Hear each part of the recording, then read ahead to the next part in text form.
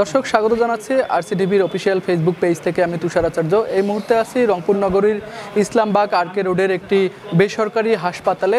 যেরকমটি আমরা তথ্য পেয়েছি যে একটি রোগীর মৃত্যুর ঘটনায় কিন্তু অভিযোগ আসে এবং সেই অভিযোগের পরেই আজকে জেলা প্রশাসন, সিভিল সার্জনের অফিস এবং সেনাবাহিনীর কিন্তু একটি যৌথ অভিযান চলছে এই মুহূর্তে এখানে। যেরকমটি দেখতে পাচ্ছেন যে যারা এই হাসপাতালটির কর্তৃপক্ষ আছে তাদের সাথে কিন্তু কথা বলছেন সিভিল সার্জন অফিস থেকে যারা এসেছেন এবং জেলা প্রশাসনের পক্ষ থেকে যারা এসেছেন। এই হাসপাতালটির নাম হচ্ছে ইন্টারন্যাশনাল হসপিটাল, যেটি কিনা নগরীর আরকে রোডে ইসলামবাগে অবস্থিত।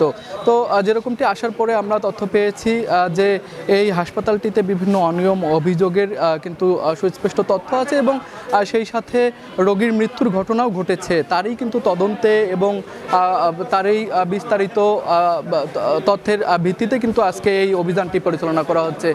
যেরকমটি এই মুহূর্তে দেখানোর চেষ্টা করব যে এখানে কিন্তু যৌথ যে অভিযান করছে সেই যৌথ অভিযান এখন কিন্তু যৌথ অভিযানটি পরিচালনা হচ্ছে।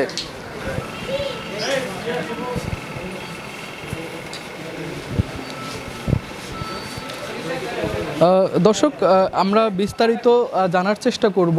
যদি একটু আমরা বিস্তারিত জানতে চাই যে কি অভিযোগ ছিল এই হাসপাতালটির বিরুদ্ধে এবং আপনারা এখানে এসে কি জানতে পেরেছেন এবং তার বিপরীতে কি ব্যবস্থা নেওয়া হলো।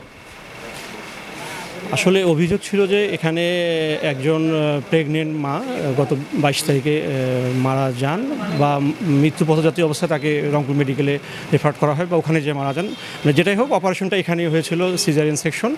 এবং আমরা এখানে ফাইন্ডিংসে যেটা দেখেছি যে ওখানে অ্যানেস্থেশিয়া ডাক্তারের কোনো নাম ছিল না। এখন এটা একটু মানে ব্যাপার যে আসলে অ্যানেস্থেশিয়াটা কে দিয়েছে এটা একটা ব্যাপার।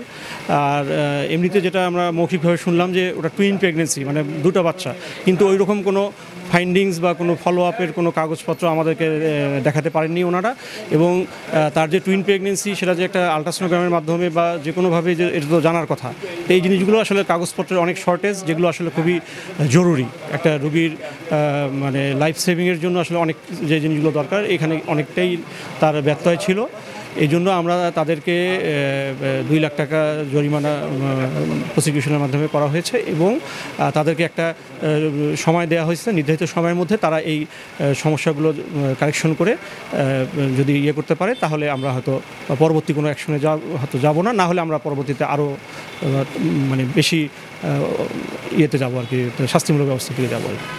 দর্শক, যেরকমটা জানালেন অভিযান পরিচালনাকারী যারা আছেন যে সুনির্দিষ্ট অভিযোগের ভিত্তিতেই কিন্তু তারা আজকে এই অভিযানটা পরিচালনা করেছেন।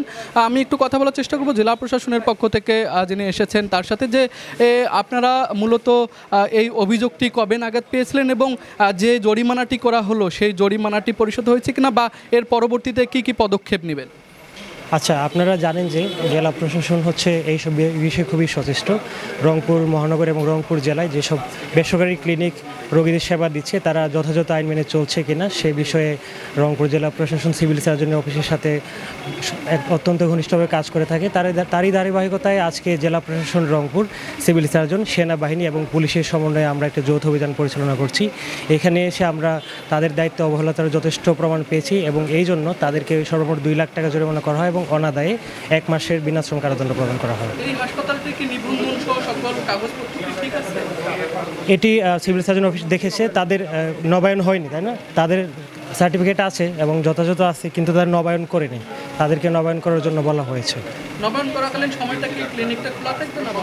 তারা আমাদের কাছে, তারা সিভিল সার্জনের কাছ থেকে সময় নিয়েছে, 1 সপ্তাহের মধ্যে তারা নবায়ন করবে বলে কথা দিয়েছে লিখিতভাবে।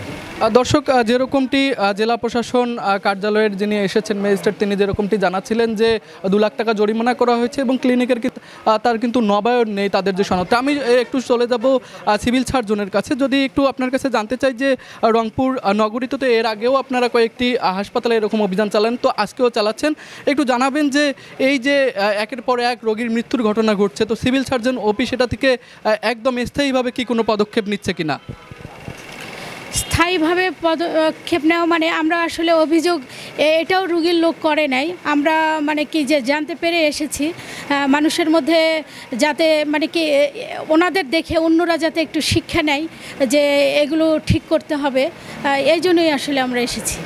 এখানকার কাগজ সম্ভবত নবায়ন করার না হ্যাঁ, লাইসেন্স আপনারা কি পদক্ষেপ নিলেন? কাগজ এগুলো নবায়ন করা নেই, এটাও আমরা বলে গেলাম যে ওনারা এগুলো ঠিক করবেন 2 সপ্তাহের মধ্যে। যে ওনাদের যেগুলো অসুবিধা আছে সবই 2 সপ্তাহের মধ্যে ঠিক করবে, তারপরে আমরা আবার ভিজিট করতে আসবো এখানে। দর্শক, যেরকমটি জানালেন সিভিল সার্জন কার্যালয়ের যারা এসেছেন, সিভিল সার্জন এবং জেলা প্রশাসন কার্যালয় থেকে যারা এসেছেন, যে এই হাসপাতালটি কিছুদিন আগে একটি রোগীর অপারেশনের পরে কিন্তু মৃত্যুর ঘটনা ঘটেছে, তারই পরেই কিন্তু এই অভিযোগের ভিত্তিতে আজকে এই অভিযানটি পরিচালনা করা হয়েছে এবং সেই সাথে আরও কিছু অভিযোগের ভিত্তিতে কিন্তু 2 লাখ টাকা জরিমানা করা সহ তাদেরকে সতর্ক করা হয়েছে এবং পরবর্তীতে কিন্তু আবারও এটির স্থায়ী যদি কোনো কাগজপত্র নবায়ন করা না হয় তাহলে স্থায়ী ব্যবস্থা নেওয়া হবে। তো এই ছিল রংপুর নগরীর ইন্টারন্যাশনাল হাসপাতাল থেকে আমার কাছে সর্বশেষ।